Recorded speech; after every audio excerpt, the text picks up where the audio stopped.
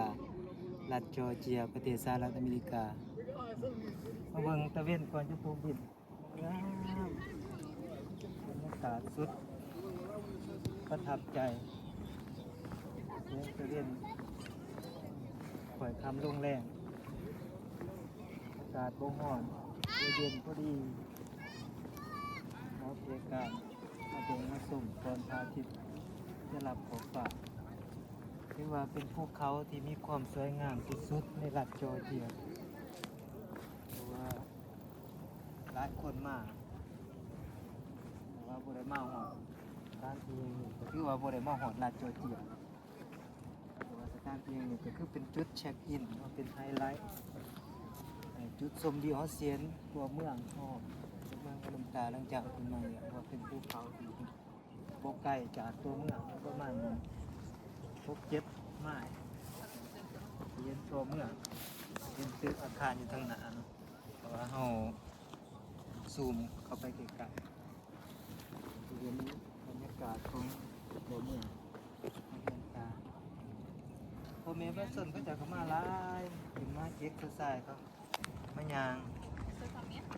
ตอนยางขึ้นมานี่เมื่อยเพราะว่าขึ้นมาหอดเครื่องเดียวหายเมื่อยเพราะว่าวิวเห็นบรรยากาศดีคนก็หายเมื่อยแล้วก็มานั่งชมวิวชมบรรยากาศโอ้ยยังไงงานโยมพี่น้องมาเบิ่งบรรยากาศมาชมบรรยากาศขึ้นมานี่ผู้ใดอยากพักผ่อนยามเสาร์ยามแรง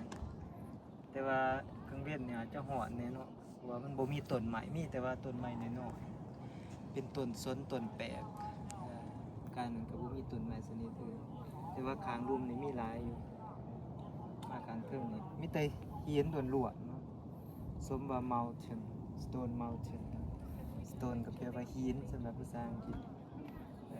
ภูเขาที่มีหินล้วนๆก็มีแต่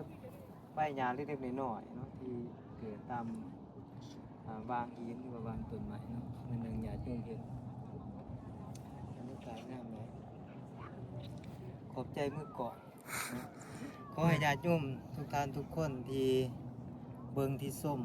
ที่พระอาจารย์นันทนกรเนาะในการนำพาเบิ่งส้ม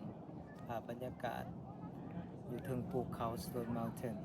ก่อนตะเวนจะตกดินตอนนี้เวลาประมาณเกือบ7 โมงแล้วแต่ว่าขึ้นมามุมสูงตะเวนอาจจะตกดินสาหน่อยหนึ่งเนาะก็ขอให้ญาติโยมทุกคนเบิ่งแล้วมีความสุขความเจริญเด้อเบิ่งแล้วมีความสบายอกสบายใจเนาะเบิ่งแล้วหายจากความทุกข์ทั้งปวงเนาะในเบิ่งภาพบรรยากาศก็เย็นอกเย็นใจเนาะชื่นอกชื่นใจขอให้มีแสงสว่างนำทางเอาแสงพระธรรมนำพาชีวิตขอให้ญาติโยมทุกคนก้าวผ่านอุปสรรคทั้งปวงให้ประกันมีความสุขความเจริญมีแสงสว่างนำทางขอให้ชีวิตพบแต่ความสุขความสมหวังความเจริญ